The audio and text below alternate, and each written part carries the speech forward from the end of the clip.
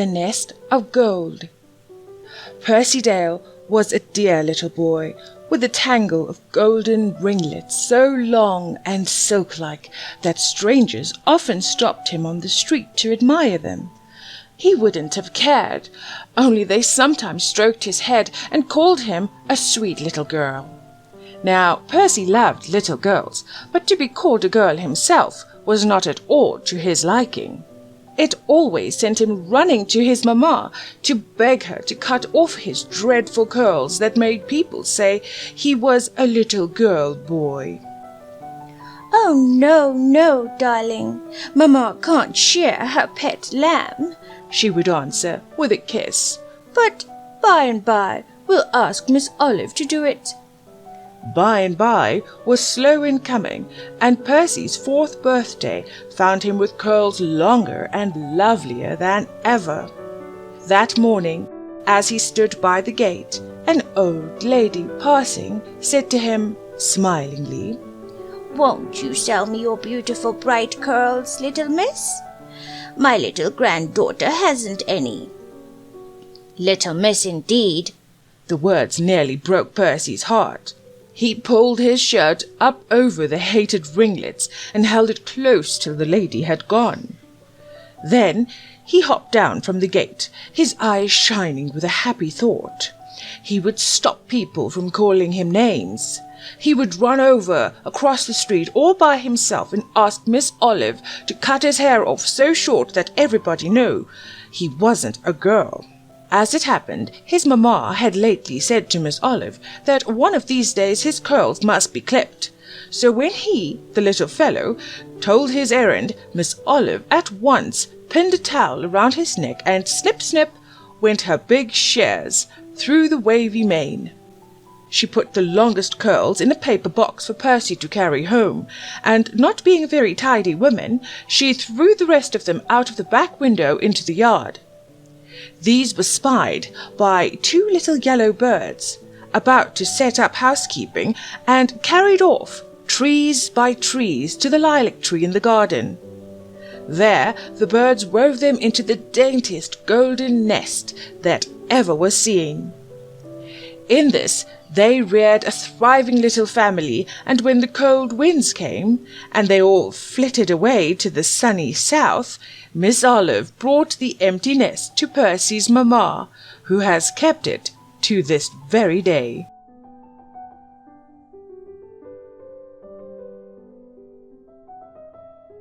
The Nest on Wheels. Little folks, do you know where the little brown sparrows like to build their nests? In a big birdhouse on the housetop, and sometimes between the spout and the wall of the house. One fine spring morning, 2 little fat sparrows, Mamma and Papa Sparrow, said to each other, "Is it not time to make a nest and have little baby sparrows?" Mamma shook her head wisely and said she thought it was, as the sun was beginning to shine quite warm and the days were getting real long. So off they flew to find a good, snug place for a nest.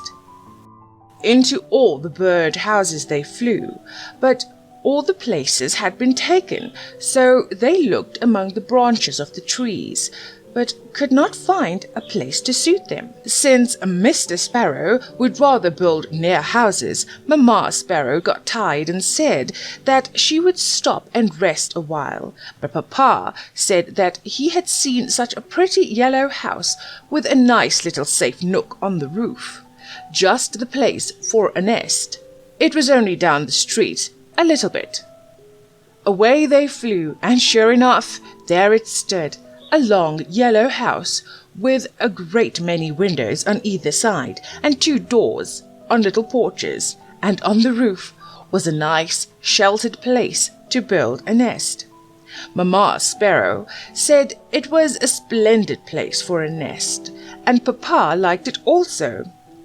The next thing to do now that they had found a good place was to find moss, straw, hair, and cotton to make it soft, warm, and comfortable.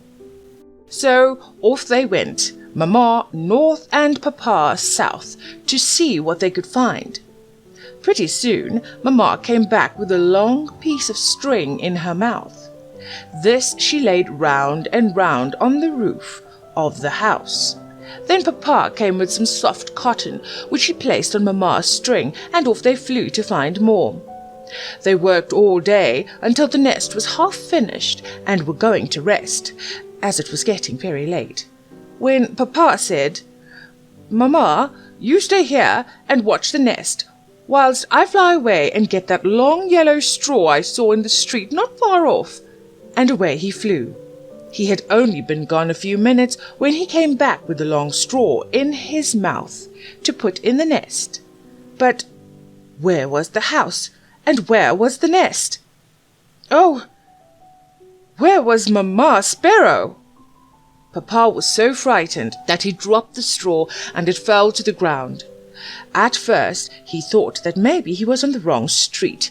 But no, that could not be, for there was the fence near which the yellow house had stood, and over the way was a large brick house. He was not mistaken. But where could the yellow house be, and Mamma Sparrow, and the half-finished nest? Who ever heard of a house walking away? Papa Sparrow felt so bad that he sat on the fence and hung down his little brown head and cried bitterly. What should he do without Mamma and the nest and the yellow house? But what do you think? While he was crying so hard, a great rumbling noise was heard, something like thunder. Then a puff, a whistle, and a bell. And right there was the yellow house coming along as fast as it could come, and stopped just where it had stood before. Well, Papa Sparrow could hardly believe his eyes. To think it came back! How fast he spread his wings and flew over to see if Mamma and the nest were still there. And sure enough, there was Mamma, looking so frightened and ruffled up that she could hardly speak. When she got her breath, she told Papa that while she was waiting for him to come with the straw, the house gave a jerk, and something puffed and blew so loud, and then off the house ran so fast, oh, so fast, that she had to almost close her eyes. The trees and fences and houses seemed to run away also, but she stuck to the nest, when suddenly the house stopped, and there she was again. Papa, when he heard this, shook his head and did not know what to make of it. At last he said, "Shall we find another place to build our nest? Maybe this is not as safe." Mamma Sparrow would not hear of it. She said that the nest was almost finished and that maybe the house would not go away again. "We had better finish it," she said. Well, the next day they worked well together and finished the nest, sure enough, and in 2 days there was a little speckled egg among the soft cotton, upon which Mamma sat. Every day, for 4 days, a new egg was added, and Mamma Sparrow sat on the little eggs day after day to keep them warm, and at length 5 little birds were hatched. The little dear things looked very bare, having no feathers. They opened their mouths very wide for food, calling their mother with a peep. The father sparrow would fly away in search of food for the little babies and Mamma Sparrow, and now it happened one day, while he was away looking for worms, the house again went off and Papa was left alone. It stayed away so long he thought it would never come back, but at last it did come back. As soon as it stopped, Papa Sparrow flew into the nest. The little babies all cried at once, "Oh, Papa, what a splendid ride we had! How very fast we went! Almost as fast as the white clouds in the sky. We wish we could take a ride like that every day. How nice that would be!" And sure enough, The next day, the yellow house on which their nest was rode off again, and the next, and the next, and every day after. How the little birdies enjoyed it, and sometimes Papa Sparrow would go also. How grand it was to sit still in the nest and go away, off as fast as could be, and come back again after a long ride. Papa and Mamma Sparrow said they would always build their nests on yellow houses after this, and they did, sure enough. What kind of house do you think it was?